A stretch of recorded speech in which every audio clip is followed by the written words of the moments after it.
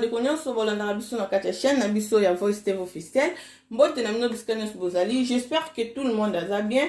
Bande ko nalingi na partager moi expérience en qui pour na ba maman oyo bazana ba bébé na ndako. Biso nyonso toyebi soko za na bébé, ba bébé baliaka ba poto poto.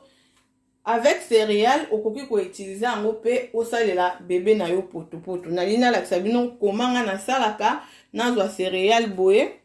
Oyo bomoni awa ezaka oyo te même complexe okoki ko komisa ngo du genre poto poto pour na ba bébé. Alors na lina partager na bino expérience oyo tolanda.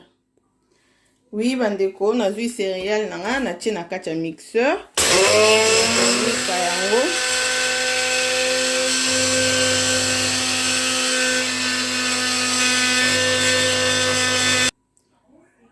oui bandeko wana na niki céréales nanga ekomi vraiment poussière. Pona kosala yango il faut ozala na blender oyo, il faut ozala na mixeur oyo eza na dedans. Tomoni na niki yango tokosala yango ensemble na bino. Bomoni yango ndenge penza ekomi poussière. Ba mama o bozana ba bébé na ndako bo make expérience o moni ekomi vraiment poussière. Sikoyo naza na miliki nanga esi na chauffaki yango miliki ya moto nazozwa nazotia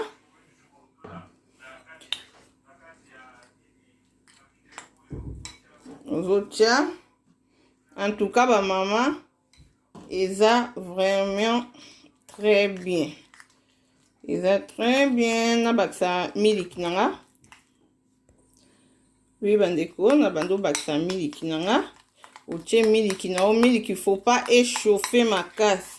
Parce que so échauffer makasi o bimisa poto poto na o mbuma. Donc oyebi soki oyebi ndenge basalaka cérélac. So oyebi ndenge osala cérélac soko mixer oyo okosala yango cérélac. Donc bandeko eza tout comme ndenge zala oza na biscuit na yo okosala mwana poto poto na biscuit.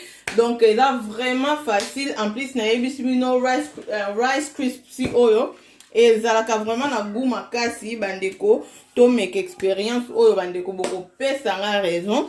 Donc céréales nyonso oza nango même céréales nyonso oyo oza nango na ndako ba mama okoki kosalela yango mwana na yo poto poto, mais il faut nde ozala na blender oyo eza na dedans.